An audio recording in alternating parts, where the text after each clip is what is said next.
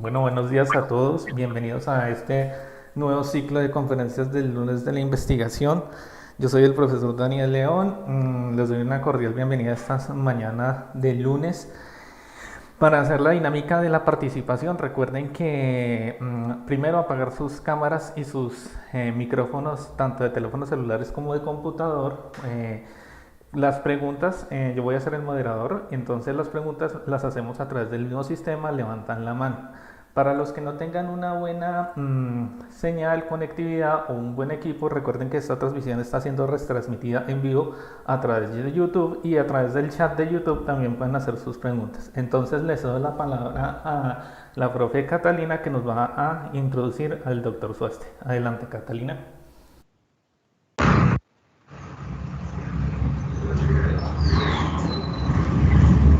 Días. Hoy tendremos una charla con el doctor Fernández, biólogo, doctor en ciencias de la eh, Universidad Nacional de México. Bienvenido, doctor. Muchas gracias por su participación. Gracias. Bueno, entonces voy a compartir el... ya pueden ver mi presentación, sí, ¿verdad? Sí, doctor. Correcto.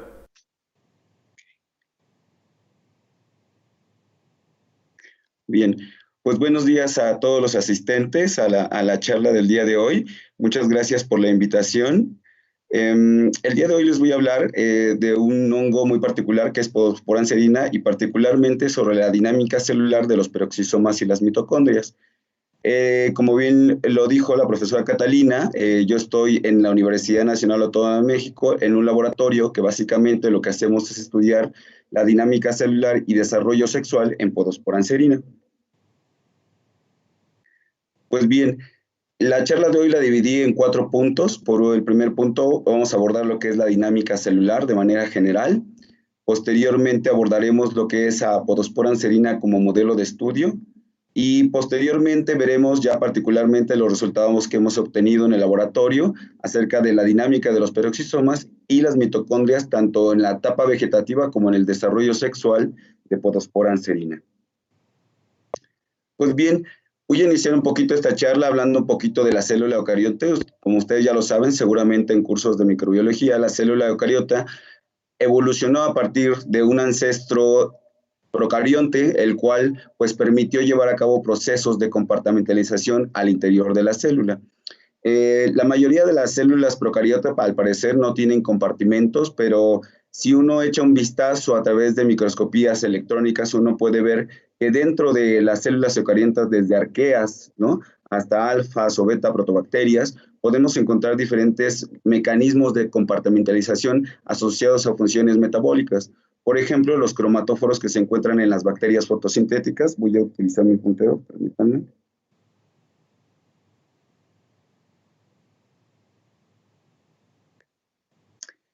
Los cromatóforos que se encuentran en bacterias fotosintéticas o bien los magnetosomas, que son más que deposiciones de metales, ¿no?, que se encuentran dentro de las bacterias. Y bueno, como ustedes bien lo saben, en la célula eucarionte se ha desarrollado un sistema endomembranal que permite la compartimentalización de diferentes funciones metabólicas. Uno de los casos más importantes y más documentados en términos evolutivos es el proceso endosimbiótico para la generación de la mitocondria en la célula eucarionte. Actualmente ya tenemos una fotografía mucho más amplia de todos los sistemas endomembranales dentro de las células, que van desde lisosomas, mitocondrias, retículo endoplásmico, peroxisomas, Golgi o gotas lipídicas, en imágenes de reconstrucción 3D por microscopía confocal o criomicroscopía. Uno puede ver que las redes de los organelos se entretejen entre cada uno de ellos y permiten interacciones bastante estrechas entre peroxisomas, retículo endoplásmico, mitocondria, Golgi, lisosomas y gotas lipídicas. Esta es una reconstrucción bastante clara y bastante bonita en la cual ustedes pueden ver cómo todos los organelos interactúan en una especie como de malla, que principalmente, como ustedes pueden ver, el organelo que más abarca dentro de la célula y en la mayoría de los tipos celulares es el retículo endoplásmico. Pues bien, la dinámica de los organelos, como nos las describen en los textos del libro, que en donde nos acomodan a las mitocondrias por un lado, a los peroxisomas por otro lado, al núcleo, etcétera, pues es bastante estable y bastante simplista en esos modelos. Actualmente sabemos que los componentes celulares son altamente dinámicos, y altamente dinámicos me refiero a que los organelos se mueven de un lugar a otro, posicionándose en diferentes partes de la célula para llevar a cabo múltiples funciones. Para ello, pues requieren de diferentes componentes celulares, principalmente proteicos, que nosotros conocemos como motores moleculares. En esta pequeña representación gráfica se pueden ver motores de dineína que impulsan a los lisosomas.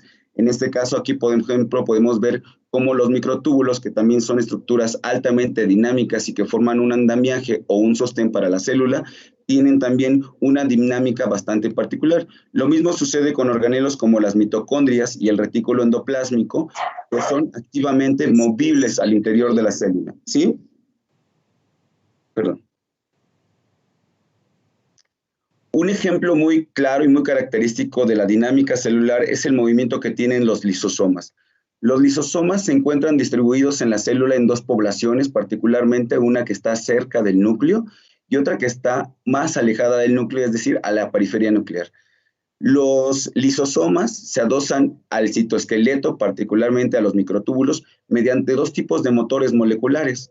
Y como si fueran carreteras, ¿no?, que van de ida y vuelta, los lisosomas también adquieren o agarran a los microtúbulos como si fueran grandes carreteras dentro de la célula. Por un lado, para ir hacia el centro, en la parte perinuclear, los lisosomas se adhieren a motores moleculares formados por dinactina y dineína, ¿no?, que básicamente son proteínas que les permiten asociarse a los microtúbulos. Y por otro lado, para alejarse del núcleo hacia la periferia, los lisosomas se asocian con otro tipo de motores moleculares y proteínas accesorias que son las kinesinas, ¿no? Entonces, los lisosomas se mueven activamente desde el núcleo hacia la periferia utilizando alguno de estos dos motores moleculares o maquinarias intracelulares. En un artículo en el cual se describe la maquinaria mediante la cual se mueven los lisosomas, uno puede ver cómo inhibir estos tipos de motores moleculares daña sensiblemente la dinámica intracelular de los lisosomas. En este caso, en este pequeño video, lo que tenemos aquí es una imagen de células Gilia en la cual se etiquetaron los lisosomas con proteínas fluorescentes y uno puede ver que los lisosomas se mueven activamente desde el centro, desde el núcleo, hacia la periferia. Cuando ustedes eliminan alguno de los motores moleculares que yo ya les mencioné en la imagen o caricatura previa, ustedes pueden ver cómo los lisosomas se concentran exclusivamente en el centro. Particularmente si nosotros dañamos a los motores moleculares, propiamente dicho, a las kinesinas, que son las encargados de movilizar a los lisosomas del centro hacia la periferia nuclear. Entonces, este es un ejemplo muy claro de la dinámica celular que tienen los organelos en su posicionamiento en la célula. Ahora bien, ¿de qué me sirve saber o para qué cuál es la relevancia que tiene esta función de que los organelos se muevan de un lado a otro de la célula? Pues bien, uno de los efectos que puede llevar a cabo o que puede ser mucho más evidente tiene que ver con mutaciones, ¿no?, o síndromes que se generan en el ser humano. Uno de ellos, y muy claros y muy característicos, es el síndrome Hermansky-Pulka, que no es más que una ausencia de melanina en el centro o en la pupila del ojo, y esta disociación, digamos, o falta de melanina, se da por un desorden en la movilidad de los lisosomas, ¿no?, particularmente en su biogénesis lisosomal, ¿no? Y esta biogénesis particularmente se ve afectada por mutaciones muy particulares en los motores moleculares que componen a las proteínas que se asocian para adosarse a los microtúbulos. Pues bien, no solamente la dinámica celular está asociada a la movilidad de los organelos y a su posicionamiento dentro de la célula. La dinámica celular también conlleva las asociaciones que tienen los organelos con otros compartimentos, es decir, con otros organelos. En esta caricatura lo que podemos ver son diferentes asociaciones que ya se tienen bien caracterizadas, como son las del retículo con la mitocondria, con las gotas lipídicas, con las vacuolas, con el Golgi o con los peroxisomas. Y se han descubierto una serie de complejos que son los involucrados en la generación de este tipo de asociaciones. Particularmente, un ejemplo muy claro se ha demostrado en el caso de la fisión mitocondrial. uno de los mecanismos mediante los cuales la célula genera homeostasis es que se lleva a cabo un proceso de manera natural de fisión y fusión mitocondrial. ¿Esto qué quiere decir? Que las mitocondrias se parten o se fusionan entre ellas. Y para que se lleve a cabo este mecanismo, se ha descubierto que el retículo endoplásmico literalmente agarra a las mitocondrias como si fuera una especie de manita y marca el sitio en el cual las mitocondrias irán a fisionarse. Por supuesto que más adelante les daré más detalles de qué maquinaria es necesaria para reclutarse para que se lleve a cabo la fisión mitocondrial. Pero esto es uno de los ejemplos más claros que toma relevancia en cuanto a las interacciones de organelo a organelo. Ahora bien, en cuanto a los hongos como modelo de estudio, nosotros en el laboratorio pues estamos interesados en un hongo filamentoso que se llama Podospora anserina. En sus clases de microbiología seguramente la figura más característica que pueden llamar nuevamente su atención pues son estos hongos en forma de setitas, ¿no? Con gorritos, pero en el laboratorio trabajamos básicamente con hongos filamentosos, sí que desarrollan un ciclo, digamos, tridimensional, pero no de este estilo, ¿no? Generalmente en el área más biotecnológica o de alimentos es donde se emplea más el uso de este tipo de hongos, y en el laboratorio trabajamos con hongos filamentosos que desarrollan dos tipos de estadios de vida, ¿no? Que ahorita veremos propiamente dicho. Los hongos podemos encontrar desde aquellos que son unicelulares, como Saccharomyces cerevisiae, la responsable de la producción de cerveza, hongos dimórficos, como en el caso de Ustilagomaides. Ustilagomaides es un hongo que puede hacer una transición desde una fase unicelular a una fase pluricelular, y es un hongo que es muy característico en nuestro país porque infecta al maíz y genera un sustrato comestible que es el huitlacoche, que aquí en México lo empleamos para las quesadillas. Y en el caso de los hongos filamentosos generalmente germinan a partir de una espora, a partir de la cual se generan células tubulares que nosotros conocemos como hifas, y la ramificación de todas estas hifas de manera concéntrica a partir del punto de germinación genera ya propiamente lo que conocemos como el micelio. El ciclo de vida de manera general de los hongos, ¿no? Ya sean basidiomycetes o asquidomycetes, da origen con la germinación de una espora, ¿no? En ambos casos, y en ambos casos se desarrolla un micelio que, como les dije, no es más que la ramificación de las células tubulares conocidas como hifas, y pueden ocurrir dos tipos de evento. Por un lado, que ocurra una reproducción sexual entre dos tipos genéticos diferentes de la misma especie, o bien una reproducción asexual, en la cual se generan estructuras muy similares a las esporas, mediante las cuales nuevamente se vuelve a generar el ciclo reproductivo de un hongo en particular. Esto es de manera general lo que se conoce, digamos, que en el ciclo de vida de los hongos, pero no necesariamente un tipo de ciclo sexual o asexual es particular de una especie, ¿no? Es decir, una especie puede alternar entre dos tipos de ciclo de vida, sexual o sexual. Y en cuanto a las aplicaciones biotecnológicas, los hongos filamentosos son necesarios en la industria de producción de alimentos, tanto para la maduración de quesos, producción de vinos, generación de cervezas, ¿no? O de diferentes tipos de alimentos que tienen que ver su base con la leche. En cuanto al modelo de estudio, los hongos han sido una base muy sólida para el estudio de los procesos epigenéticos, ¿no? Particularmente la levadura Saccharomyces cerevisiae, y los hongos filamentosos han sido unos excelentes modelos para estudiar procesos de desarrollo, tanto de patogénesis, esporulación, formación de ascosporas y senescencia, ¿no? Otros eventos que ya son regulaciones más finas tienen que ver con los procesos de las proteínas conocidas como priones o el reconocimiento intercelular, ¿no? Otros procesos también bastante interesantes son la formación de diferentes compuestos necesarios para las diferentes industrias, ¿no? Por ejemplo, los fungicidas o los diferentes antibióticos que a partir de los hongos filamentosos se generan. Podospora anserina, a pesar de que quizá no sea el hongo más bonito en términos en el cual se han estudiado diferentes procesos. Uno de ellos que ha llamado mucho la atención es el proceso de senescencia. Podospora anserina más o menos tiene una vida media de 21 días, a partir del punto de germinación. A partir de este punto de germinación, Podospora empieza a morir, es decir, el conjunto de hifas o la colonia entera empieza a perecer. Una característica bien relevante es que si nosotros tomamos una pequeña parte de este micelio y lo volvemos a inocular, solo va a crecer los días que le corresponda vivir en esperanza de vida. Entonces, Podospora anserina se ha convertido en un excelente modelo para estudiar la longevidad o la senescencia, y además es un excelente modelo en términos genéticos, que ya veremos más adelante, y por supuesto es un hongo filamentoso de vida libre que se aisló en primer lugar de animales que pastaban y de sus heces fecales.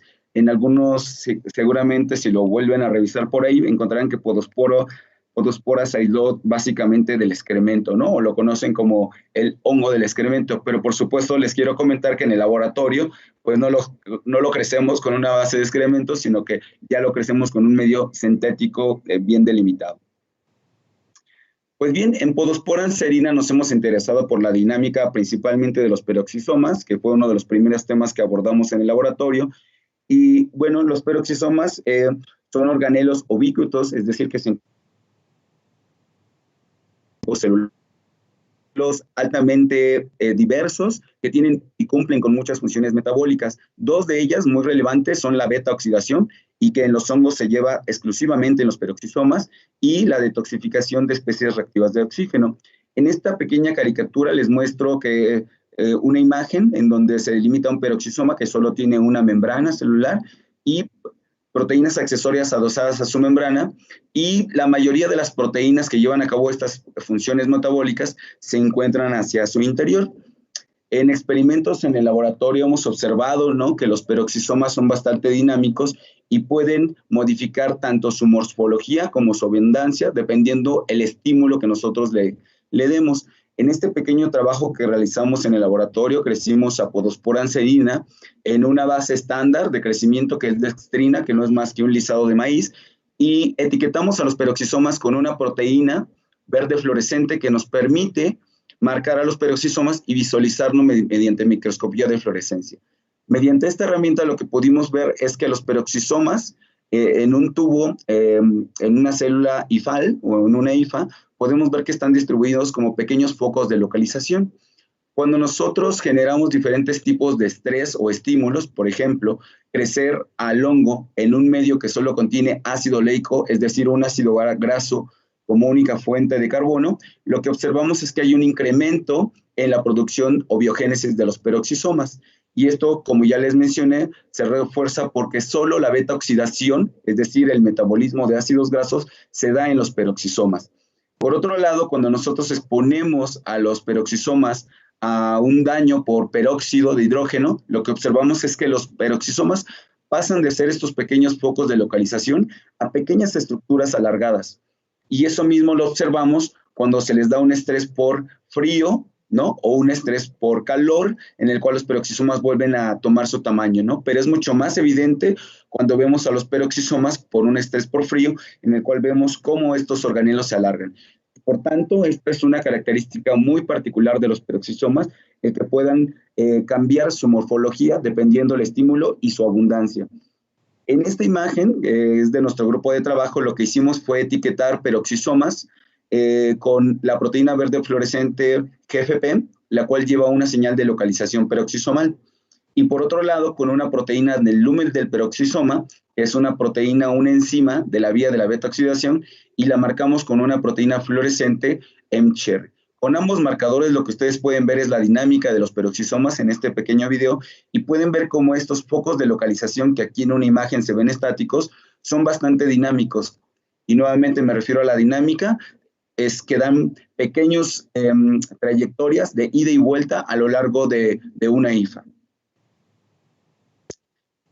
¿Cómo es que llegan la mayoría de las proteínas al peroxisoma?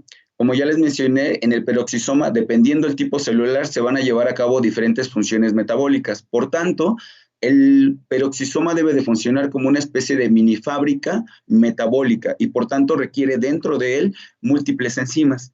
Para que estas enzimas vayan al peroxisoma requieren de una señal. En esta pequeña caricatura lo que les muestro es un ribosoma que lleva una proteína naciente y marcado aquí en negro se indica que esta es una señal peptídica que puede llevar a cabo la localización o indica la localización de esa proteína, ya sea al retículo, a las mitocondrias o en este caso particular, en este ejemplo particular, a cloroplastos. Por tanto, en la célula, en cierto sentido, las proteínas tampoco se mandan solas. Estas proteínas tienen que llevar a cabo o tienen que llevar una etiqueta de señal para que puedan dirigirse a un lugar específico de la célula. Pues ese mismo proceso se lleva a cabo en los peroxisomas. La mayoría de las proteínas que van a ser importadas al lumen del peroxisoma son importadas por dos vías canónicas conocidas como PTC1, que no son más que siglas en inglés de Peroxisome Target Signal. Es una señal de localización peroxisomal y hay dos vías generales, pero yo en este esquema me voy a remitir solo a la vía 1. Y comienza con una proteína peroxisomal que de aquí en adelante a las proteínas peroxisomales me voy a referir a ellas como PEX, por su acrónimo a peroxisoma, ¿no? Entonces, la mayoría de las proteínas peroxisomales las vamos a referir como PEX. Entonces, esta peroxina, denotada como PEX5, es una peroxina citosólica, que lo que va a hacer es reconocer a una proteína que lleva una señal de localización peroxisomal y a la cual le vamos a llamar su cargo. Una vez que PEX5 reconoce a su cargo, este complejo formado se asocia con un conjunto de proteínas que se encuentran adosadas o insertas en la membrana peroxisomal, que también están catalogadas como peroxinas 13, 14 y 17, con las cuales se asocia y forma un poro trasciente. Cuando yo me refiero a un poro trasciente, significa que forman un poro transitorio, que al momento de dejar su cargo al lumen peroxisomal, se va a volver a cerrar. PEX5, que es esta ejemplificado aquí por esta bolita en verde, lo que va a hacer posteriormente, una vez que ha liberado su cargo, va a ser ubiquitinado, y la ubiquitinación no es más que una modificación o una especie de señal que se le pone a la proteína para que sea reconocida nuevamente por otro subcomplejo que se encuentra también transitorio o paralelo a él, que es un complejo de dislocación formado por dos proteínas que son dos ATPasas, que lo que van a hacer es reconocer a PEX5, que aquí ya les dije que está en verdecito, lo van a reconocer y la van a volver a sacar del peroxisoma para una nueva ronda de importación. Y así sucesivamente PEX5 va a ir reconociendo cargos en el citosol y los va a ir metiendo al lumen del peroxisoma. Y de manera general, todo este complejo de exportación e importación peroxisomal puede ser subdividido en tres complejos. Un complejo de importación, un complejo de ubiquitinación y un complejo de dislocación.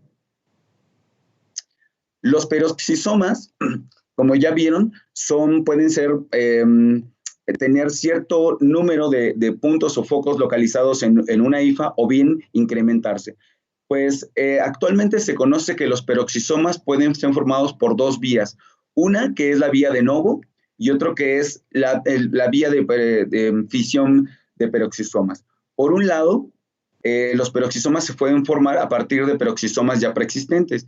Y esto ocurre mediante la elongación del peroxisoma y su posterior constricción o fisión. Y el procesamiento, o que es la formación de novo, se lleva a cabo mediante prevesículas peroxisomales que ya van cargadas con proteínas peroxisomales. Aquí, por ejemplo, se ejemplifica las peroxinas PEX16 y PEX3 o la proteína PEX14 en otros casos, y provienen tanto de la mitocondria como del retículo endoplásmico. Estas prevesículas peroxisomales se fusionan de manera heterotípica y nos generan un peroxisoma premaduro, al cual se le van a ir incorporando otras proteínas peroxisomales hasta que llega a su madurez. Y este peroxisoma ya maduro, ahora sí, puede elongarse y fisionarse. El proceso más característico de producción de peroxisomas es la biogénesis a partir de peroxisomas ya maduros. En Podospora anserina nos hemos interesado mucho por esta dinámica y, como les mencioné, pues Podospora anserina es un hongo filamentoso. El ciclo de vida de Podospora anserina ocurre de la manera siguiente: es un hongo heterotálico. Cuando yo digo que es heterotálico, significa que tiene, en terminología de hongos, digámoslo así, tiene dos tipos sexuales. Aquí los vamos a denotar como un tipo sexual más y un tipo sexual menos. Cuando se lleva a cabo el proceso de fertilización, ambos tipos sexuales desarrollan estructuras reproductoras que van a ser, en este caso, los ascogonios, las femeninas, y las espermátidas, las masculinas. A una vez que ocurre la fertilización mediante una hifa que se alarga, denominada hifa tricógena, y alcanza un ascogonio, lo va a fertilizar. Una vez que ocurre la fertilización, se van a formar o se van a dosar, diferenciar células alrededor de este ascogonio que lo van a proteger y que van a tener por último fin formar una estructura denominada peritecio. Dentro de este ascogonio se va a llevar a cabo todo el ciclo sexual. Dentro de estas células se diferencian un tipo de células muy particulares en forma de ganchito. Cada uno de los tipos sexuales o núcleos que provienen de cada una de las partes parentales, es decir, mamá o papá, están marcadas, como verán, en blanco y en negro. Por tanto, los núcleos son marcados en blanco y en negro. Una vez que ocurre la fertilización, tenemos ambos tipos, ¿no?, sexuales ya en esta hifa, en este ascogonio. Dentro de este ascogonio, un tipo de célula se va a diferenciar en forma de gancho. Esta célula en forma de gancho se va a dividir mitóticamente y justo en la parte donde se forma este gancho se va a formar un septo y va a compartimentalizar a los dos núcleos, que cada uno proviene de un tipo sexual, es decir, de origen materno y de origen paterno, que aquí están ejemplificados como negro y blanco. Una vez que se lleva a cabo esta compartimentalización, se da el proceso de fusión nuclear denominado cariogamia y posteriormente ocurre la meiosis 1, meiosis 2 y una mitosis posmeiótica, que finalmente traerá como consecuencia la formación de 8 núcleos que van a ser delimitados por estos tipos de saquitos, a los cuales últimamente les vamos a llamar esporas o ascoesporas, porque van a estar dentro de esta célula llamada asca. Y que aquí es como se las muestro y se ven en la vida real, una asca con sus 4 esporas, que cada una de estas esporas debe de tener 2 núcleos. Y aquí abajo les muestro cada una de estas etapas ya como en la vida real, es decir, estos ganchitos que aquí están representados son más que estas pequeñas proyecciones de la célula, y una vez que ocurre la cariogamia, se forma esta fusión de núcleos, que es lo que está representado aquí, y finalmente se va alargando la célula y hasta lo que nosotros conocemos como meiocito. Nosotros hemos un poco mapeado la distribución de los peroxisomas a lo largo de estas etapas del desarrollo, particularmente centrándonos en el proceso previo a la meiosis, es decir, justo en la etapa en donde se va a llevar a cabo la cariogamia y el inicio de la meiosis.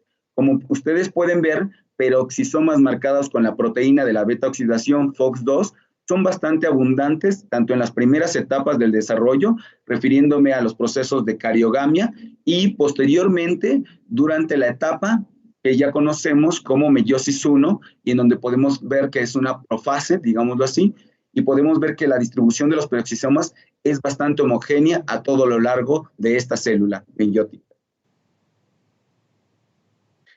En el laboratorio hemos estudiado, como les mencioné, el papel que tienen los peroxisomas y particularmente la maquinaria de importación-exportación peroxisomal.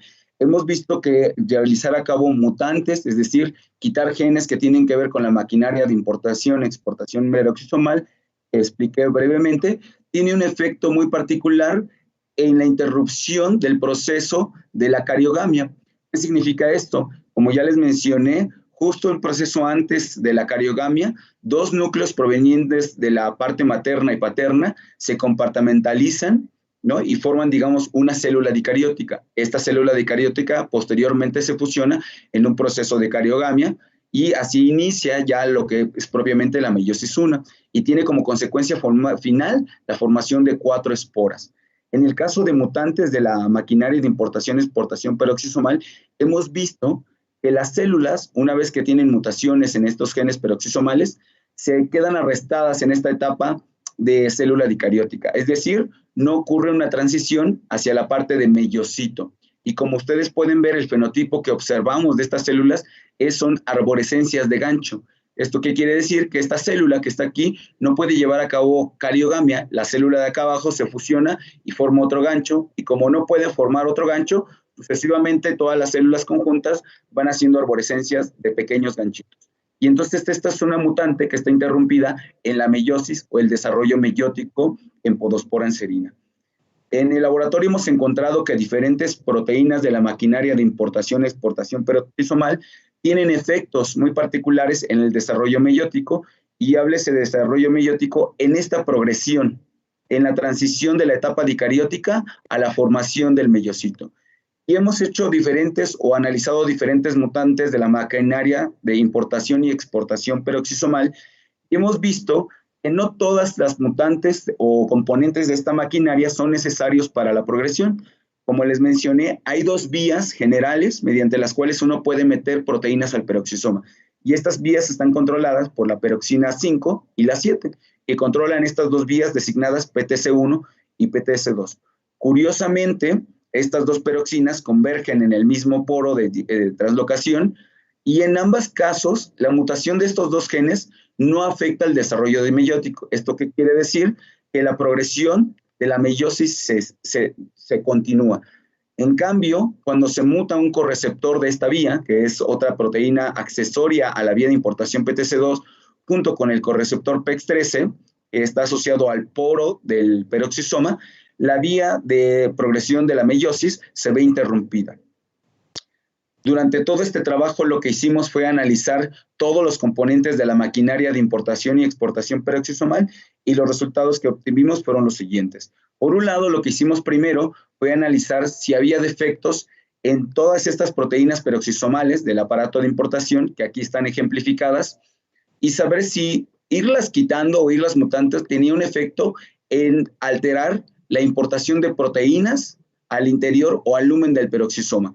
Entonces, en esta primera etapa, lo que van a ver ustedes son peroxisomas marcados con una proteína fluorescente GFP, que solo lleva una señal de localización peroxisomal, y otra proteína POX2-Cherry, que ya les mencioné, pero les refuerzo, es una proteína que marca los peroxisomas porque es una proteína que se mete al lumen peroxisomal y forma parte de la ruta de la beta-oxidación. Por tanto, si las proteínas son incapaces de meterse al peroxisoma porque esta maquinaria está interrumpida o bloqueada, las proteínas controles se quedarán afuera y por tanto marcarán a la hifa como si la estuviéramos coloreando. En un contexto silvestre, ambas fusiones pueden marcar a los peroxisomas como pequeños focos de localización. Pero una vez que ustedes interrumpen cada una de estas proteínas del peroxisoma que están asociadas a su maquinaria, ustedes verán que cada una de estas proteínas se queda básicamente en el citosol, es decir, se quedan en la parte externa, que dado que la maquinaria está interrumpida, no pueden ingresar proteínas al interior del peroxisoma y la hifa queda marcada, ¿no?, completamente. Hay excepciones que son las que estoy indicando aquí en flechas, que están en F y en H, que son ejemplos de las proteínas delta PEX4 y delta PEX22. ¿Y esto qué significa? Significa que en estas mutantes probablemente la maquinaria de importación esté funcionando a muy baja intensidad y por tanto pueden importarse estas proteínas, digamos, con muy bajos niveles y ustedes puedan ver ciertos focos de localización peroxisomal, como en el caso del contexto silvestre. Esto mismo analizamos para la vía de importación 2. Nuevamente recuerdo, hay dos vías generales para importación. Una es la PTC1 que les mostré anterior y otra es la vía PTC2.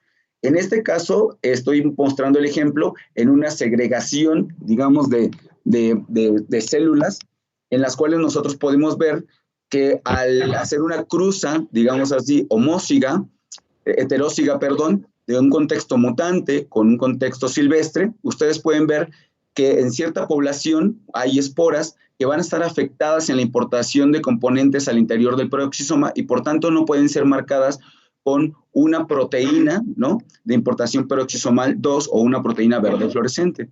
Y en el caso de la mayoría de las proteínas peroxisomales hay un efecto en la importación por la vía PTC2 o la vía 2.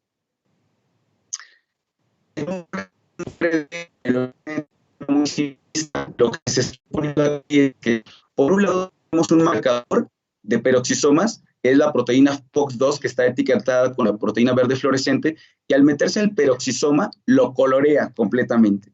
Si ustedes afectan cualquier vía de importación del peroxisoma, este marcador no se mete y, por tanto, no hay una coloración, digámoslo así, del peroxisoma y toda la proteína queda regada en el citosol.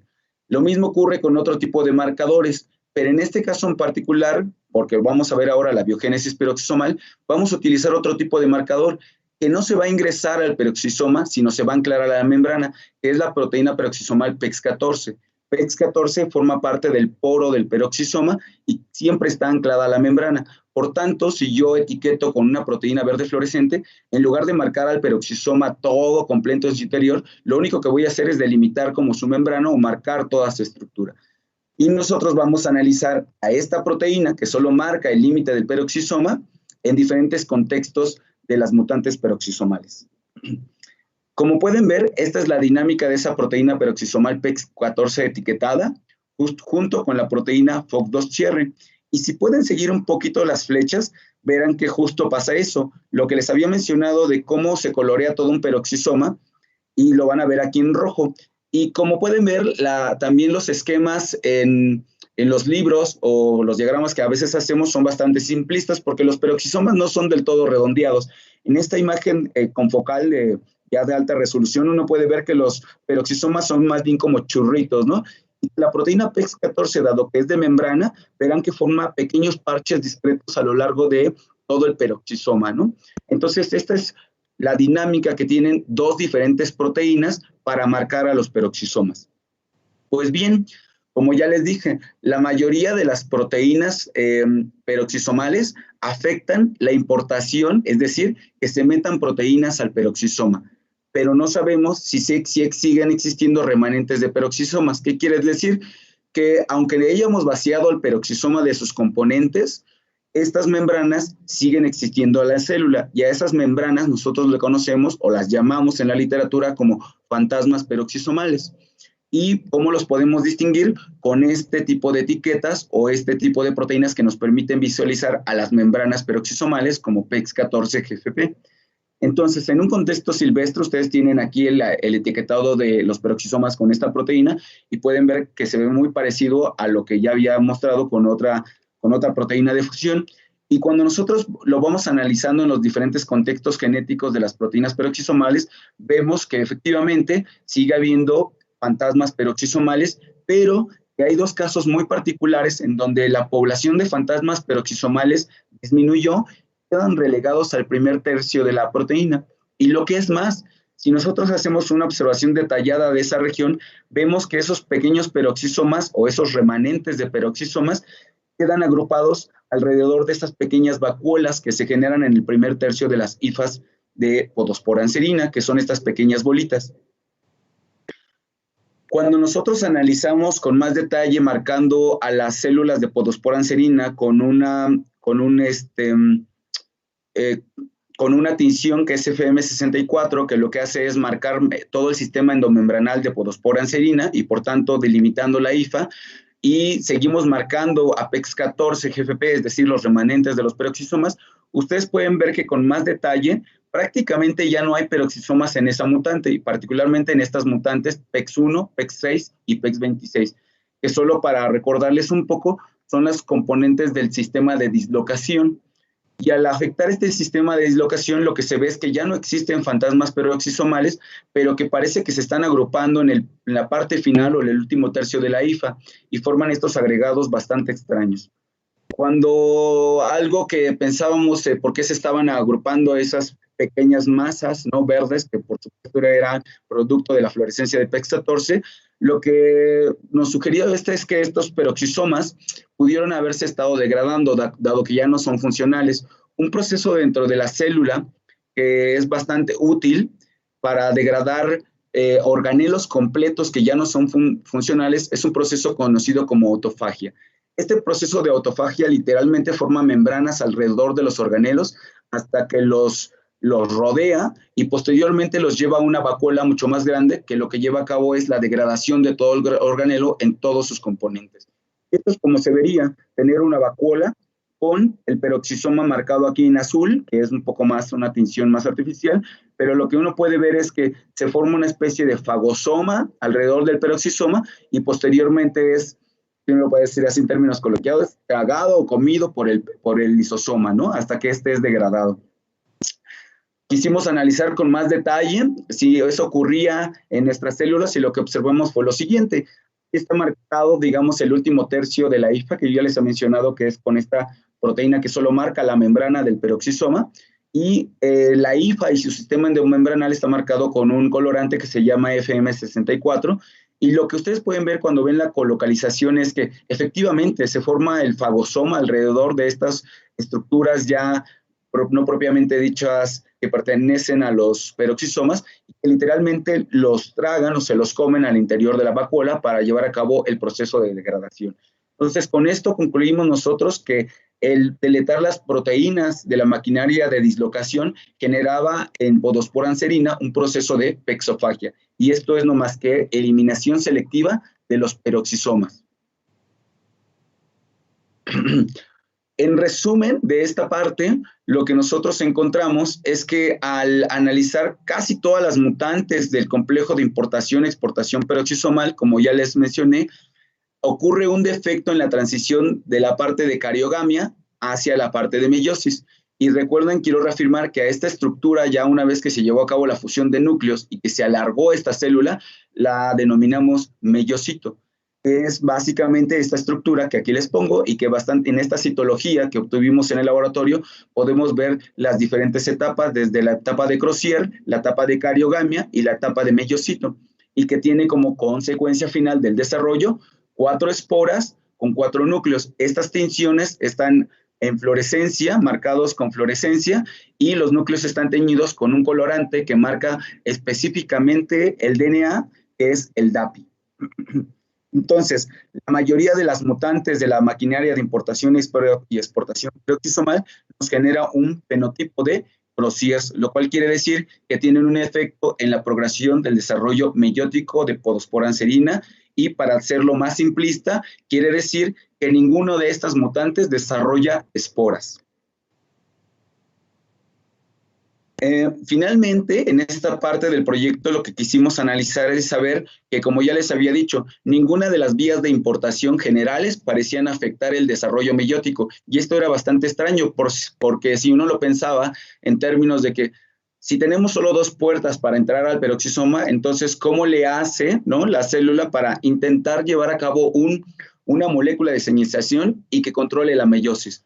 Entonces, uno de nuestros blancos para analizar si había otra vía de importación era la peroxina PEX20. PEX20, al igual que PEX5, es una proteína citosólica que después se asocia con el poro y deja componentes o cargos para llevar a cabo nuevamente una ruta de reciclaje o traer nuevos componentes al lumen peroxisomal. Y se sabe que esta peroxina PEX20 se ubiquitina, lo que les había dicho, por esta maquinaria, en una cisteína, que es la cisteína 6. Entonces, lo que hicimos en el laboratorio fue mutar solamente esa cisteína. ¿Y cómo lo hicimos? Reemplazando solamente un aminoácido, que es la cisteína, por una alanina. De tal manera que como la maquinaria para ubiquitinar solo reconoce a la cisteína para ser ubiquitinada, cuando ustedes la reemplazan por una alanina, ya no puede ser ubiquitinada, y por tanto, esta proteína ya no se puede reciclar. Entonces, al bloquear su reciclaje simplemente cambiando un aminoácido, lo que encontramos fue que todo el desarrollo meiótico se veía interrumpido, lo cual apoyaba nuestra hipótesis, o la sigue apoyando, de que PEX20 junto con otra peroxina denotada PEX13 forman una vía alterna mediante la cual probablemente se transporta un factor meiótico que induce la progresión del desarrollo sexual en Podospora anserina.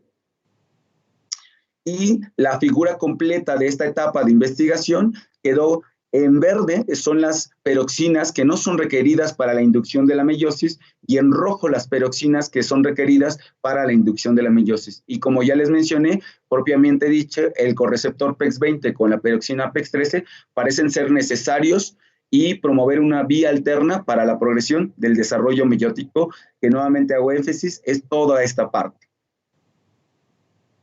Pues bien, en la siguiente parte de la charla, como es la última, les había mencionado que les iba a hablar acerca de la fusión y fisión mitocondrial y la dinámica de las mitocondrias. Pues bien, las mitocondrias son organelos bastante también dinámicos como los peroxisoman, llevan a cabo también múltiples funciones. Quizá uno de los papeles relevantes que se les reconoce es su papel bioenergético, pero es solo uno de los que llevan a cabo. Y para llevar a cabo su homeostasis o la homeostasis regulada de las mitocondrias tienen que llevar a cabo 2 procesos. Por un lado se tienen que fisionar y por otro lado se tienen que fusionar. Este es un proceso que se da de manera normal y estándar dentro de la célula. Y actualmente maquinaria con la cual las mitocondrias se fisionan y se fusionan es compartida con los peroxisomas, que como ya vieron, los peroxisomas, para que se generen más peroxisomas, son elongados y constreñidos, pero usando la misma maquinaria entre mitocondrias y peroxisomas. Y ahora bien, ¿cuál es esa maquinaria? No me voy a referir a toda la maquinaria para no hacerlos bolas, pero dos componentes bastante importantes son las dinaminas, que no son más que GTPasas que forman una especie de anillo concéntrico en el lugar donde se van a fisionar, y una proteína que recluta, junto con otra proteína accesoria, a esas dinaminas, que es una proteína denotada como FIS. Entonces, FIS es la encargada de reclutar a estas dinaminas, que en el caso de los mamíferos son DLP, así están denotadas, y en el caso de los hongos filamentosos se conoce como DNM1. Estas dos proteínas son esenciales para que se lleve a cabo el proceso de fisión mitocondrial. Pues bien, en el laboratorio lo que hicimos fue analizar qué papel jugaba este proceso de fisión mitocondrial y peroxisomal en el desarrollo de podosporanserina. Y lo que ustedes pueden ver aquí en esta imagen es las proteínas etiquetadas o los peroxisomas etiquetadas con proteínas fluorescentes, en este caso con la proteína FOX, y estas son las mitocondrias etiquetadas con una isocitrato deshidrogenasa, que es una enzima metabólica de las mitocondrias. Y en esta tercera imagen lo que ustedes pueden ver es la colocalización de ambos marcadores genéticos, ¿no? de ambos organelos. Y nuevamente, al igual que en las primeras imágenes de los peroxisomas, pueden ver que son organelos altamente dinámicos, que las mitocondrias, al igual que los peroxisomas, tienen una movilidad bastante activa a lo largo de la hifa, ¿no? Lo primero que hicimos para analizar cuál era la dinámica de estas proteínas fue mutar a estas dos proteínas, a los genes que codifican para las proteínas FIS y DTM1, y ver cuál era, digamos, el fenotipo que mostraban cuando se marcaba a las mitocondrias con la proteína de fluorescencia IDH-mCherry. Entonces, este es el contexto silvestre y como ya les mostré en la parte anterior, las mitocondrias parecen ser como pequeños tubitos segmentados. Ahí en este caso la imagen no es de alta resolución, no se ven bastantes detalles, pero ustedes pueden ver que la población de mitocondrias es bastante homogénea a todo lo largo de la hifa, ¿no? Entonces, se están aquí ejemplificando dos regiones, una apical y una distal de la hifa, ¿no? Y este es el merge, es decir, el campo claro. Cuando nosotros mutamos a la maquinaria de fisión, delta FIS o delta DM1, ustedes pueden ver que claramente hay una redistribución de las mitocondrias y un fenotipo que se ve claramente y que significa que las proteínas, al no poderse fisionar, el proceso de fusión es mucho más evidente y por tanto se ven regiones en donde ustedes pueden observar mitocondrias mucho más alargadas. Y en algunos casos, como este proceso es bastante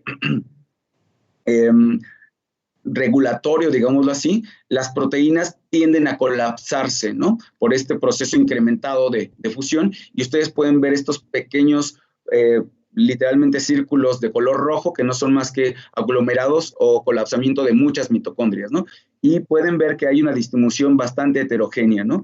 Y en el caso de delta DM1 y delta FIS, aquí pueden ver claramente cómo se generan estos como churritos o mitocondrias bastante elongadas y bastante alargadas. Y esta es una imagen ya de un video, perdón, de cómo se ven las mitocondrias y cómo es su dinámica en el contexto silvestre. Verán que, como les había mencionado, las mitocondrias, pues en algunos casos pueden ver que si se fisionan, se alargan, se fusionan con otros pedacitos, ¿no? Hay que ver el video quizá con un poquito más de detalle, pero generalmente las mitocondrias pues, son como pequeños fragmentos, ¿no? de membrana. Sin embargo, al analizar la dinámica de estas mitocondrias en el contexto de la mutante delta FIS, lo que ustedes pueden ver por un lado es que la dinámica disminuye en cuanto también a su velocidad, ¿no? de las mitocondrias, y que es muy claro y muy evidente que se forman estos colapsamientos de las mitocondrias y se pueden ver también pequeñas hileras o pequeños segmentos de mitocondrias fusionadas. Después me remitiré a esta parte del video. Y esto ya es una mitocondrias nuevamente etiquetadas con otro tipo de marcador, que es una proteína mCherry, una proteína roja que lleva una señal de localización mitocondrial y que nos permite marcar mitocondrias. Y en este contexto lo que podemos ver es lo que ya les había mencionado. Las mitocondrias se colapsan abruptamente y en algunos casos se pueden ahí medio constriñir, pero como que se revientan, digamos, estas pequeñas cadenitas formadas de mitocondrias. Este es el caso de la mutante de NM1, y aquí sí es un poco mucho más claro el video, en cómo se forman estas cadenas largas de mitocondrias, ¿no? Y cómo también se llegan a colapsar, y es mucho más evidente en el último tercio de la IFA, ¿no? Pero es bastante evidente cómo las mitocondrias que pasaron de estar en pequeños segmentos, ahora ya o se colapsan, o bien forman tubos mucho más largos, ¿no? O regiones más interconectadas de mitocondrias. Pues ahora bien, analizamos, lo siguiente que hicimos fue analizar también la dinámica de los peroxisomas, dado que comparten la misma maquinaria de fisión y fusión mitocondrial, y analizamos a los peroxisomas etiquetados o marcados con la proteína FOX2-GFP, y como pueden ver en un contexto silvestre, como ya se los había mostrado, los peroxisomas se ven como pequeños focos discretos de localización a lo largo de toda la IFA. Cuando nosotros ponemos esta misma fusión en el contexto de las mutantes delta DM1 o delta FIS, lo que podemos observar es que los peroxisomas pasan de esta estructura discreta de pequeños focos de localización, perdón.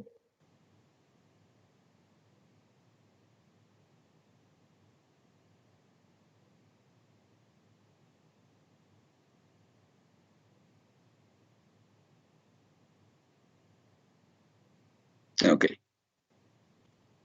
Ok. Bueno, creo que ya me volví a unir. Bueno. Aquí estamos. Ah, qué perfecto. Entonces, al analizar nuevamente estos peroxisomas en los contextos silvestres utilizando como marcador a la proteína FOX2, lo que pudimos observar es que, al igual que en las mitocondrias, los peroxisomas son incapaces de fisionarse y, por tanto, son mucho más alargados, ¿no? Esta IFA que se está ramificando, es bastante evidente cómo un peroxisoma parece que se quiere ir para un lado de la IFA y por el otro lado también abarca el otro segmento de la IFA, ¿no? Y ya en un detalle mucho más preciso de estas mutantes, podemos observar que los peroxisomas son bastante alargados comparados con el contexto silvestre y que también sufren procesos de colapsamiento en ciertas regiones de la célula. Y en un video ya de esta dinámica, lo que podemos observar es que, por un lado, al tener más fusionados o más interconectados a los peroxisomas, se forman como pequeñas cadenas, como si fuera un collar de perla, lo cual sugiere que estos peroxisomas intentan fisionarse. En algunos casos, probablemente por alguna fuerza mecánica se logre, pero en muchos casos no se logra. Y que intentan también moverse de un lado a otro, y en algunos casos quedan restos, digámoslo así, de pequeños trazas de peroxisomas. Pues bien, la eliminación de estas proteínas, pues como lo vieron en la fase vegetativa, que es la fase del micelio, tiene un efecto bastante crítico en cuanto a la dinámica de los peroxisomas y las mitocondrias en cuanto a la fase vegetativa.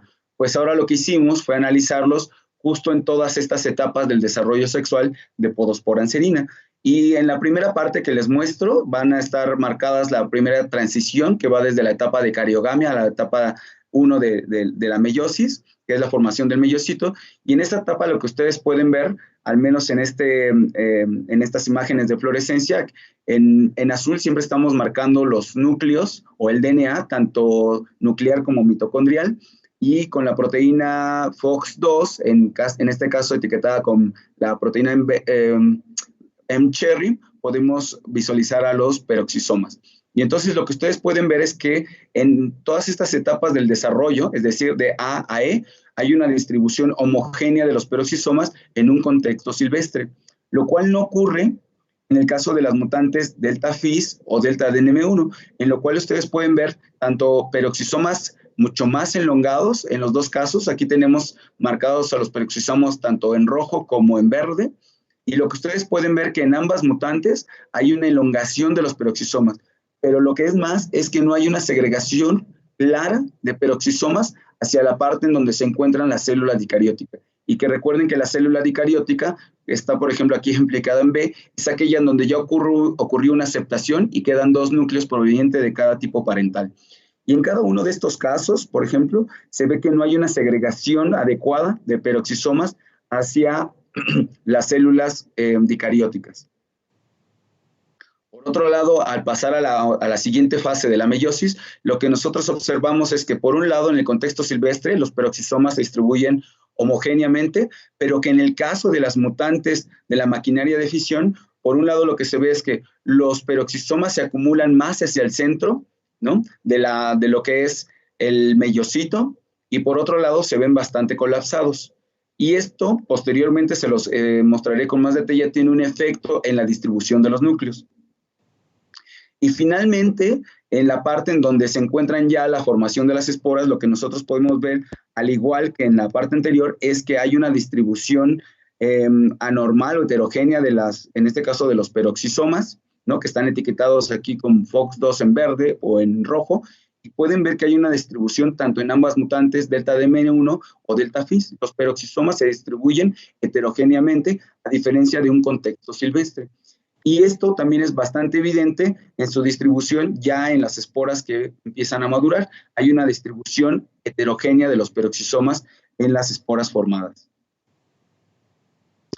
Y esto, ya sin entrar mucho en detalle, esto mismo ocurre cuando etiquetamos o marcamos a las mitocondrias con la proteína IDH, mCherry. Lo que ustedes pueden ver son diferentes etapas del desarrollo sexual, y pueden ver cómo las mitocondrias se distribuyen a lo largo, bueno, homogéneamente en diferentes contextos o etapas reproductivas. En este caso, en la formación ya de esporas propiamente dicho, las mitocondrias se distribuyen bastante homogéneamente, ¿no? Y recuerden que en azul estamos marcando tanto núcleos como el DNA mitocondrial. Por eso también llegan a ver muchos puntitos que no son más que colocalizaciones con los DNA mitocondrial. En el caso de las mutantes, delta DM1 y delta FIS, lo que ustedes pueden ver es que, por un lado, hay una aglomeración de las mitocondrias o un colapsamiento, no hay una distribución adecuada, uno lo puede comparar claramente con el contexto silvestre, y por otro lado, lo que ustedes pueden ver es que parece ser que hay regado pedazos de material genético, que bueno, por el momento no sabemos qué es, pero lo que sí podemos ver claramente es que al llevar a cabo mutantes en estas proteínas de fisión, este es el contexto silvestre, y como ya les había mencionado, como producto final es la formación de 4 esporas. Pues bien, cuando llevamos a cabo la mutación de delta DM1 o delta FIS, se producen números aberrantes de esporas. Tenemos ascas con 3 esporas, en este caso, o ascas carentes de algunas, que a veces le conocemos como bananas, y entonces hay una formación anormal de esporas durante el desarrollo sexual. Y esto ya se los había mencionado un poquito, que una de las características del desarrollo sexual de Podospora serina son 4 esporas con 2 núcleos cada una de ellas. En el caso de las mutantes, delta DM1 y delta FIS, como ustedes pueden ver, hay esporas que incluso pueden llegar a tener de 3 núcleos, unas con unas, o en algunos casos, algunas parecen ser, algunos casos habíamos observado algunas carentes, pero algunas pueden tener un núcleo o 3 núcleos. Es decir, hay una segregación aberrante de los núcleos. Y esta es la cuantificación de estos procesos. Como pueden ver, hay una clara aberración en la formación de esporas en ambos contextos genéticos. Pues bien, para yo no hacer la charla mucho más larga, porque es bastante información, entonces, como conclusiones, encontramos que la maquinaria de importación y exportación peroxisomal es indispensable para el desarrollo meiótico. Las vías de importación PTC1 y PTC2 son dispensables para el desarrollo meiótico, es decir, no son necesarias, y esto sugiere una ruta alternativa, ¿no?, integrada o conformada por las peroxinas PEX3 y PEX20. Por otro lado, en el caso de la dinámica mitocondrial, la ausencia de las proteínas de la maquinaria de fisión afectan la distribución y la morfología de las mitocondrias y peroxisomas, tanto en la fase vegetativa como en el desarrollo sexual, y la ausencia de estas proteínas afectan la correcta formación de las ascoesporas. Finalmente, quiero dar agradecimientos tanto al grupo de trabajo que es liderado por el doctor Leonardo Peraza de Fisiología Celular, y todo un grupo de estudiantes que también ha contribuido importantemente al desarrollo de estos proyectos, y los donativos que se han adquirido para el desarrollo de estos proyectos que hemos realizado en el laboratorio. Finalmente, no me resta más que agradecerles su atención y espero pues haya entendido, al menos de manera, si no tan clara, que haya pasado la idea de la relevancia que tiene la dinámica celular y la relevancia que tiene el estudiarlo en hongos filamentosos. Gracias. Mil gracias, Bueno. doctor Fernando. Ahora continúa el doctor Daniel. Bueno, muchas gracias, doctor Fernando. Muy buena charla, muy interesante. Yo creo que ha sido muy clara, muy buena, acompañada de muy buenas imágenes de soporte. Entonces yo creo que vamos a ir con las preguntas. Para los que tengan preguntas, van levantando la mano a través del sistema. Recuerden que una vez han hecho la pregunta, bajen la mano del sistema. Y los que no estén conectados por acá, también pueden hacer las preguntas a través del chat de YouTube. Entonces, adelante, profesora Dalu, si usted tiene la palabra. Sí.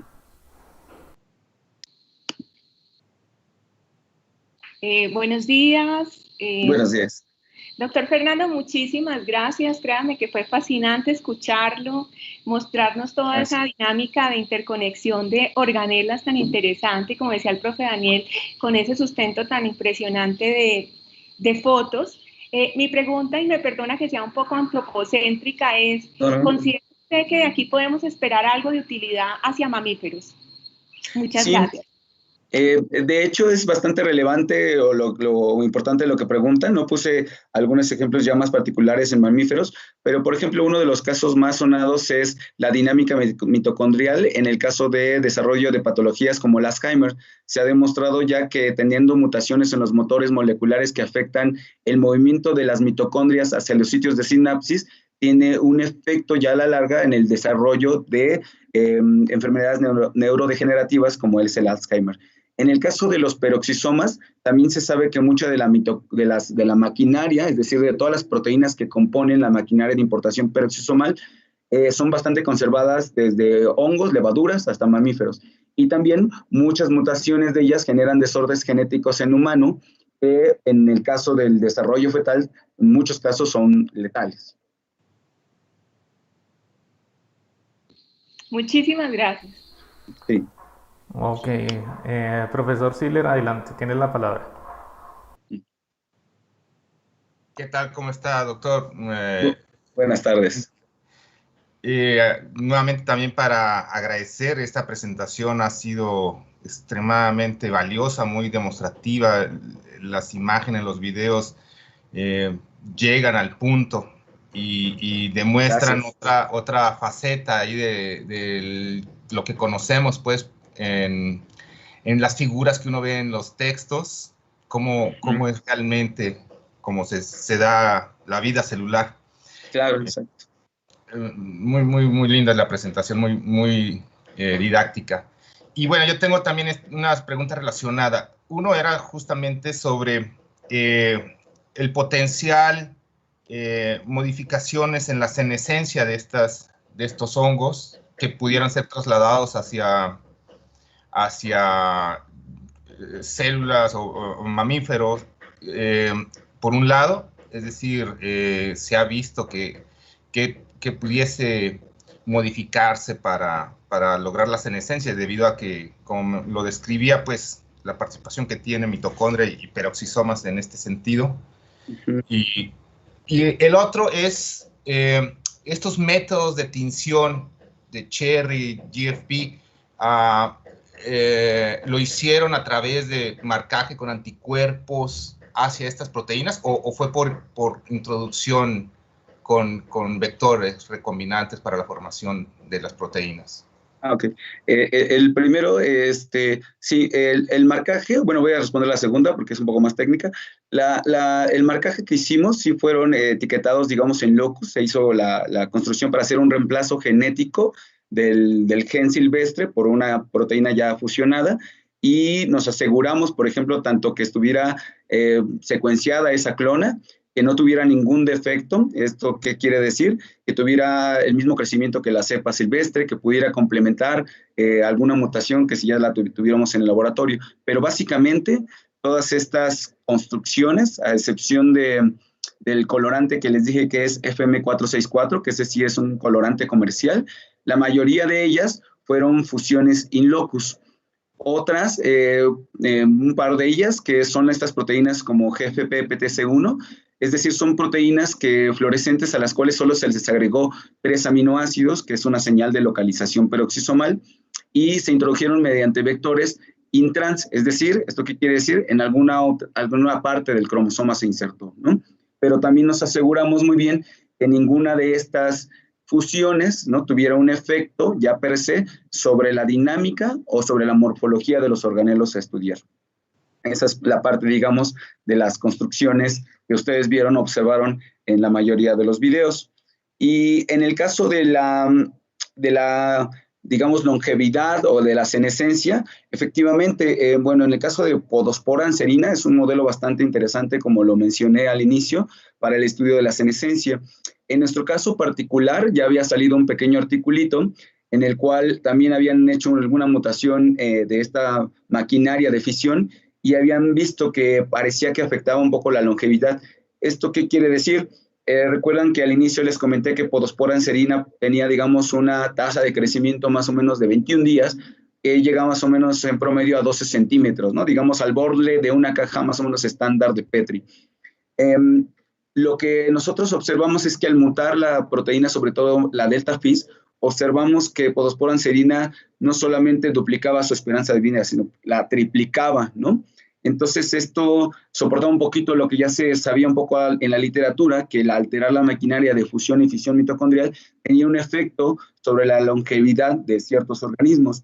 Esto también se ha estudiado, si no estoy mal, en levadura, en donde básicamente ahí se estudian dos tipos digamos, de esperanza, digamos así, de vida, que es el ciclo de vida más bien replicativo, ¿no? Que uno puede ver qué tiempo dura la levadura en seguir dividiéndose hasta que muere, y la gente pues ha alterado o ha modificado de manera particular los mecanismos de fusión y fisión mitocondrial. En cuanto a llevarlos ya a mamíferos, no sé qué tanto esto se pueda homologar, porque la maquinaria de fisión y fusión mitocondrial en el caso de los mamíferos es bastante más complejo. Y esto refiriéndome a mucho más isoformas que pueda haber, por ejemplo, de las dinaminas o de las proteínas FIS y otras proteínas accesorias.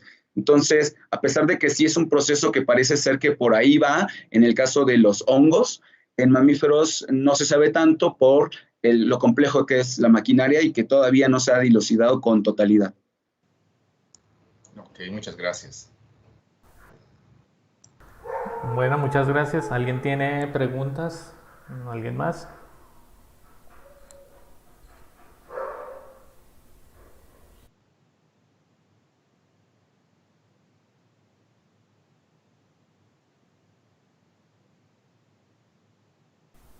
Bueno, doctor Fernando, Sí. yo sí le quiero hacer preguntas, pero más de tipo personal. Yo quisiera que usted nos contara un poco más su formación académica, qué estudió, qué tipo de experiencia en investigación tiene, como para ilustrarnos un poco más su perfil. Ok, perfecto. Bueno, yo generalmente soy biólogo de formación y tanto mi posgrado y mi licenciatura la llevé a cabo en bacterias fotosintéticas, particularmente en una bacteria que es Rhodobacter spheroides. En esa primera etapa de mi formación, lo que estudié un poco fue la genética del flagelo bacteriano y particularmente estábamos interesados en las proteínas involucradas en la rotación del flagelo bacteriano. Entonces, en esa primera etapa aprendí bastante, no solamente de la biología molecular en cuanto a hacer construcciones, etiquetados de proteína, etcétera, sino además de hacer un poco de la genética esta clásica de bacterias, ¿no? Es decir, aislar mutantes supresoras, ¿no? Determinar en qué gen o cuál gen había caído una mutación supresora, etcétera, ¿no? Con el objetivo de ¿qué? De analizar cuál es la regulación, tanto estructural como de tipo transcripcional y regulatoria del flagelo bacteriano.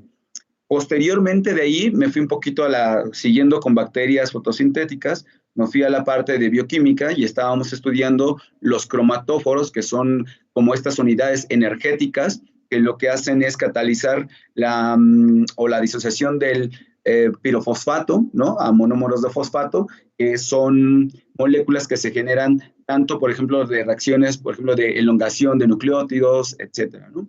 Y entonces en esa bacteria, bueno, en Rhodobacter spheroides estudiábamos la dinámica de este tipo de enzimas que se localizan en unas estructuras o invaginaciones conocidas como cromatóforos. Y no solamente estudiábamos un tipo de bacteria fotosintética, sino una gama de unas 5 o 6 bacterias fotosintéticas del grupo de las alfa protobacterias, ¿no? Como Rhodospirillum, Rhodopseudomonas, Rhodobacter, etc.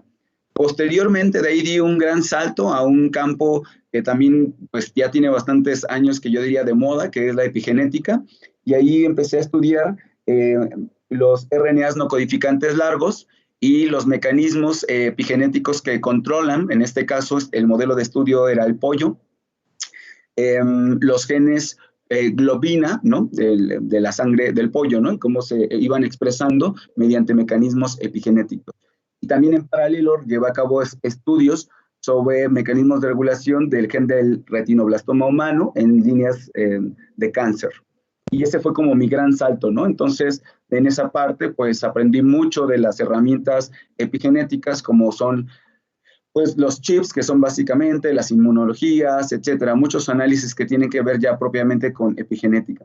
Y finalmente dio otro gran salto de reino, dirían así, hacia los hongos filamentosos, en el cual estaba interesado también en la parte de la biología celular, que me parece un campo fascinante, al igual que los otros dos que les he mencionado, pero creo que en este punto de mi carrera, si me pudiera quedar con uno, tendría que ser la biología celular y estudiar la dinámica de cómo los organelos funcionan y participan efectivamente en diferentes funciones, tanto como por plataformas de señalización, como para generar diferentes tipos de desórdenes genéticos en la célula. Y esas, digamos, serían como los 3 campos. Y finalmente tengo uno ahí como, pero más de contribución en un laboratorio, que es donde conocí a la profesora Catalina, que es el campo de la bioingeniería de tejidos, en el cual pues lo que básicamente hacemos es generar pequeños andamios y determinar cuál es la dinámica, ¿no? de las células, y en mi caso más particular, cuál es la dinámica de ciertos organelos, particularmente el citoesqueleto, en el remodelamiento, ¿no? ya digamos de tejidos tridimensionales, como lo son los esferoides. Y bueno, eso es más o menos a grandes rasgos un poco de lo que sería mi expertise en los diferentes campos. Listo, perfecto, muchas gracias. Una última pregunta, por ejemplo, si algún estudiante estuviera interesado o quisiera, no sé, de pronto hacer una pasantía o una especie de intercambio, ¿ustedes en el laboratorio en el que trabajan estarían en capacidad de recibirlo, un estudiante de pregrado en microbiología? Sí, o sea, en estos momentos, pues por la pandemia, es porque ni siquiera nosotros, o sea, nosotros tenemos en el momento todavía cierto acceso restringido a las áreas de laboratorio, y estudiantes, pues mucho más. La universidad aún todavía no regresa de forma presencial, pero por supuesto que en un futuro corto, claro que habría la posibilidad de que si algún estudiante estuviera interesado en estudiar la dinámica celular, por supuesto que aquí en el laboratorio, pues habría espacio. Ok, perfecto. Le doy la palabra a la profe Ada Lucy. Muchas gracias, profe Daniel. Doctor Fernando, muchas gracias. Gracias. Aprovechando el último punto que pone el profe Daniel con respecto a pasantías y viendo lo que estamos viviendo pues del distanciamiento social, ¿crees que puedo pedirle a la profe Cata tu contacto a ver si de pronto podemos hacer algo que nosotros llamamos aulas espejo? Claro. Ok, porque me interesó lo de Rhodobacter spheroides con el tema de flagelos y con el tema de cromatóforos. Están cerrando ellos en este momento en el curso de biología de microorganismos ese tema, y qué interesante que se den cuenta que sale un poco más allá de los libros, ¿cierto? Y que desde la realidad ya ha habido alguien que trabajó con ellos, entonces eso se apropia mucho más que cuando lo vemos desde la dinámica tan simplista de un libro, ¿cierto? Exacto, sí. ¿Podría entonces? Sí, no, por supuesto, claro, con todo gusto. Y gracias, doctor. Le deseo un buen día y ha sido muy amable con su conferencia. No, gracias a ustedes por la atención. Profe Catalina, tienes la palabra. Gracias, doctor Fernando. Muchas gracias. Gracias por atender la invitación. Fue bastante nutrida su información y, como dicen mis compañeros, pues creo que pasar de esas gráficas del libro y hacerles entender a los chicos que eso depende de un trabajo bastante amplio en biología molecular. Entonces fue bastante digamos, la información para los muchachos. Le agradezco mucho y No, pues, al estamos contrario. entonces en contacto para poder hacer esos, de pronto, cambios con los chicos, que puedan hacer su investigación con usted y tal vez Claro. que nos apoye con las aulas espejo. Muchas gracias, doctor. Claro, por supuesto, con todo gusto. Gracias a ustedes. Hasta luego. Buen día. Listo, Hasta hasta luego. luego. Hasta luego. Buen Muchas día. gracias. Recuerden a los estudiantes rellenar este formulario. Una vez se termina el seminario, siempre vamos a hacer este formulario, por favor, para hacer un control de asistencia. ¿De acuerdo? Eso está dentro del grupo de Teams para los que lo han visto ya. Y pues respondiendo, vamos a dar un poco más de tiempo porque me acaban de solicitar los estudiantes de cuarto semestre que porque ellos acaban de entrar a clase de fisiología. Entonces, nada, muchas gracias a todos por esta transmisión. Espero que haya sido bastante ilustrativa y nos veremos en una siguiente ocasión. Hasta luego a todos. Dale, levantas la mano. Hay una estudiante pidiendo la palabra, profe. Sí, Pero- porfa, los de séptimo semestre tenemos clase también de administración para que nos den también plazo de entregar el resumen. Ok, ¿Tienen perfecto. clase a qué hora? A las 10:30. No, profe, a las 11.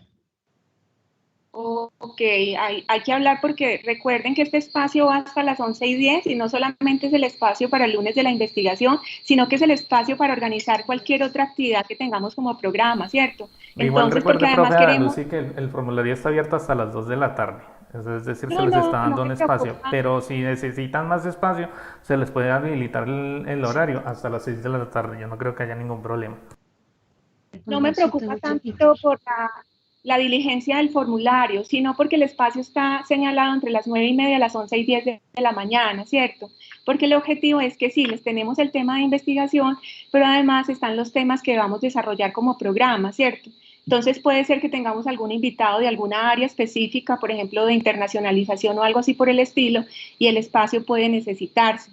Y el formulario va un poco más allá de la asistencia, chicos. Es que si cumplen el 80% de estos lunes de la investigación, pues ya con este formulario nos queda más fácil entregarles lo que un tiempo atrás les hemos estado prometiendo de certificación y que aún no lo hemos hecho, pero por esta herramienta que montó el profe Daniel es muchísimo más fácil. Así que ténganlo en cuenta, por favor. Ok, muchas gracias, profe Daniel, y a todos por la asistencia. Ok, bueno, listo. Yo creo que ya cortamos la transmisión, ¿cierto?